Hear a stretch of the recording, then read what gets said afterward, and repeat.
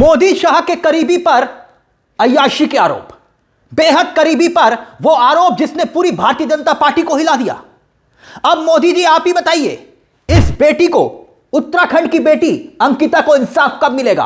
क्योंकि आरोपों की आंच अब मोदी जी आप ही के करीबी दुष्यंत गौतम तक पहुंच चुकी है। और ये आरोप हमारे नहीं है, ये आरोप हरगिज भी हमारे नहीं है, ये आरोप है इन मोहतरमा के।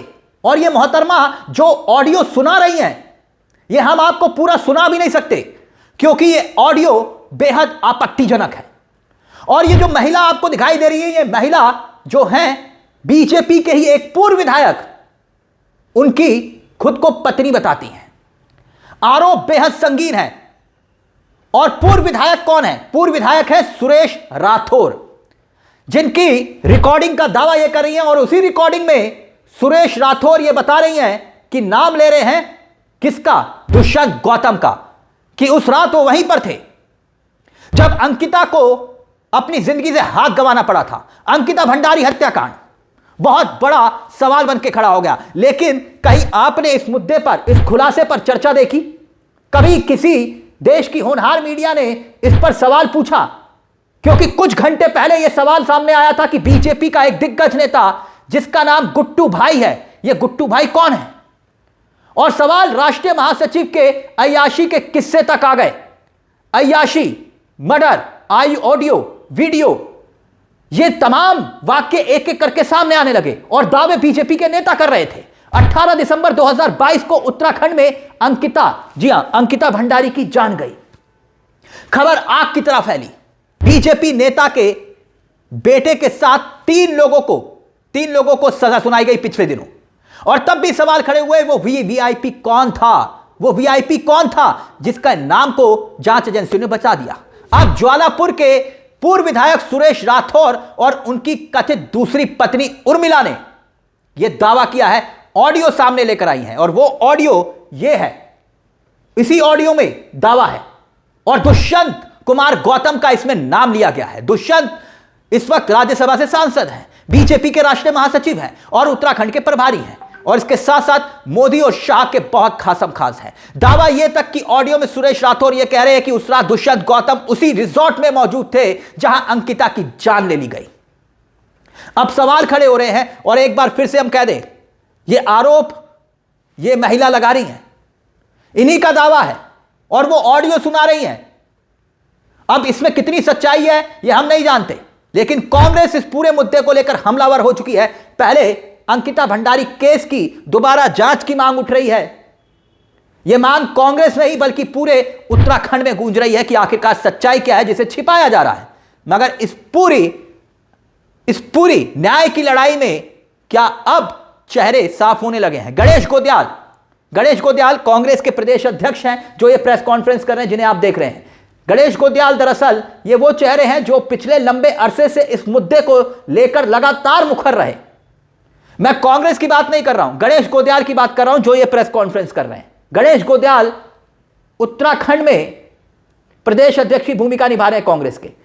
अब सवाल धाकड़ धामी पर है। धाकड़ धामी क्योंकि ये गणेश गोदयाल दिल्ली आए, दिल्ली में आके इन्होंने प्रेस कॉन्फ्रेंस की क्योंकि ये जानते थे कि उत्तराखंड में कई ऐसे जो पत्रकार तथा कथित हैं जो सिर्फ धाकड़ धामी बोलते हैं और उन पर विज्ञापन की बरसात होती है।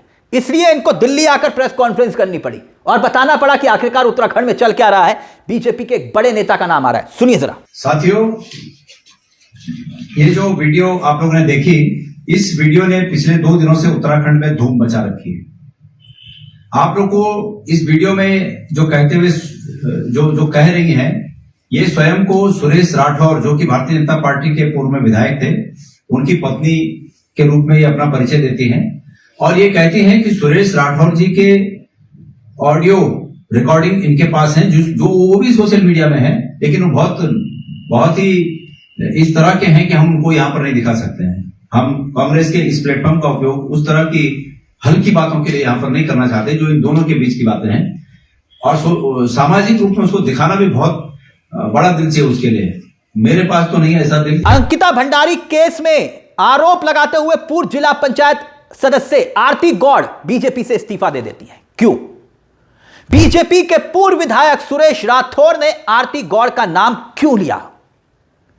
क्यों यह कहा कि बीजेपी के राष्ट्रीय महासचिव के कई ऑडियो वीडियो आरती गौड़ के पास है? क्या वाकई ऐसा है? सुरेश राठौर की कथित दूसरी पत्नी उर्मिला आरोप लगा रही है आरती गौड़ ने ही उस कमरे पर बुलडोजर चलवाया जिसमें अंकिता भंडारी की जान ले ली गई थी, सबूतों को नष्ट करने के लिए। और यह दावा खुद उर्मिला कर रही है, ऑडियो सुना रही है, ताकि यह सवाल गुम हो जाए कि आखिरकार उस रात को वो वीवीआईपी कौन था। यह तमाम खबरें आप देख सकते हैं, अखबारों की ये सुर्खियां आपके सामने हैं, एक एक करके तमाम सुर्खियां आप देख सकते हैं। और तमाम अखबारों की सुर्खियों में यह सवाल गूंज रहे हैं कि आखिरकार जो धामी है, लव जिहाद, लैंड जिहाद, थूक जिहाद, फूक जिहाद की जद में जिन्होंने उत्तराखंड को डाल दिया, खुद को धाकड़ धामी कहलवाते हैं, क्या मीडिया पर करोड़ों के बजट फूक देने वाले धामी आला कमान से यह कहने की अब हिम्मत जुटा पाएंगे कि जब तक जांच नहीं होती तब तक दुष्यंत गौतम को उत्तराखंड से दूर रखा जाए? मैं फिर कह रहा हूं, यहां जांच की बात है। वैसे धामी से उम्मीद बेईमानी है। जब धामी अपने खुद कैबिनेट मंत्री, इनकी कैबिनेट में एक मंत्री है गणेश जोशी, भ्रष्टाचार के ऊपर से लेकर नीचे तक संगीन आरोप हैं, आय से अधिक संपत्ति का मामला है, लेकिन फिर भी विपक्ष, क्योंकि वहां पर मित्र विपक्ष है, इसलिए इनकी कुर्सी सलामत है। लेकिन अब यह मामला कई सवाल खड़े कर रहा है, आरोप लग रहे हैं और जांच की बात हो रही है, और खुद कांग्रेस के नेता सामने आकर हमलावर हो रहे हैं, कह रहे हैं कि आखिरकार जांच कब होगी। सुजाता पॉल है कांग्रेस की एक और चेहरा, वो भी सुनिए क्या कह रहे हैं, सुनिए जरा। आज समय है कि उत्तराखंड की बेटी को न्याय दिलवाया जा सके। रेणु बिष्ट को बचाया गया, आज उन्हें विधायक बना दिया गया है भारतीय जनता पार्टी के द्वारा। उनके ऊपर साक्ष्य मिटाने के आरोप पूरे उत्तराखंड ने लगाए। आज आरती गौड़ का नाम फिर से सामने आ गया, तब भी आया था, और साथ ही उसमें उर्मिला राठौर को सुरक्षा दी जाए ताकि उनके साथ कोई अनहोनी ना हो। उनकी पर्सनल प्रॉब्लम क्या है सुरेश राठौर के साथ, उसको इसके साथ ना मिलाया जाए। और अगर उन्होंने वो ऑडियो तब की सुनाई है तो गट्टू यानी कि दुष्यंत गौतम को हिरासत में तुरंत लिया जाना चाहिए। ये केस कब खुलेगा और इसमें जांच कब शुरू होगी और कब हिरासत में लिए जाएंगे गट्टू यानी दुष्यंत गौतम, आरती गौड़, रेणु बिष्ट और जो कोई भी अन्य इस हत्याकांड में शामिल है, संदिग्ध है, उसका कोई भी इसमें रोल है।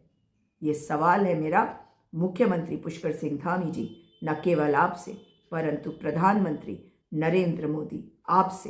तो क्या इस मामले पर जांच पूरी मुकाम तक पहुंच पाएगी? क्या उत्तराखंड की बेटी को इंसाफ मिल पाएगा? सवाल अब खड़े हो रहे हैं क्योंकि ये मोदी जी के करीबी हैं दुष्यंत गौतम, और हम फिर कह रहे हैं कि जांच के बिना किसी नतीजे पर पहुंचना बेईमानी है। अब उर्मिला सच बोल रही है या फिर झूठ बोल रही है, यह तो उर्मिला के पास जो ऑडियो है जिसे वो सुना रही है, जो रिकॉर्डिंग है जिसे वो सुना रही है, इसकी जांच के बाद ही तो पता चलेगा। क्या उर्मिला की खुद की जान भी खतरे में है? क्योंकि ये बड़े बड़े नेताओं का नाम ले रही है, ये एक बड़ी बात है। इस मुद्दे को लेकर आपकी क्या राय है हमें कमेंट बॉक्स में जरूर बताइएगा। मुझे तिलक चावला को दीजिए इजाजत, एक छोटी सी दरख्वास्त, चैनल को सब्सक्राइब जरूर कर लीजिएगा। यह मंच आप ही का है जहां हम सिर्फ खबर नहीं दिखाते बल्कि खबर के पीछे की खबर भी बताते हैं। नमस्कार, जय हिंद, जय भारत।